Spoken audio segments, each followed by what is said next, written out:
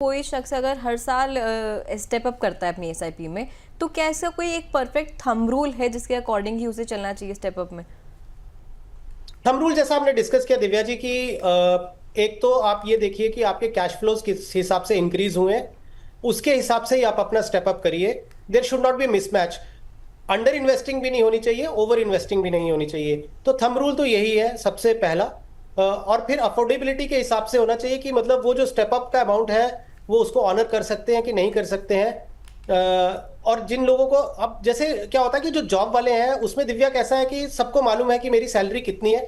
जब next year जब increment होती है तो भी डिफाइंड होता है कि उनकी कैश फ्लोज क्या रहेंगे। जी। आई थिंक जो बिजनेस क्लास होती है उनके लिए बहुत अनसर्टेन होता है। कुछ महीने ऐसे होते हैं जो उनके पीक सीजन के होते हैं, कुछ महीने ऐसे होते हैं बिजनेस के जो लीन पीरियड होता है। बाय डिफॉल्ट उनको मालूम है कि उन महीनों में उनका इन्फ्लोज बहुत कम होता है, और जब इनका उनका सीजन होता है उसमें उनको इन्फ्लोज कहीं अधिक आते हैं। तो जब इस तरह की फ्लक्चुएशन होती है इन्फ्लोज में, वहां मुझे लगता है ये स्टेप अप उनके लिए शायद उतना सही नहीं रहेगा।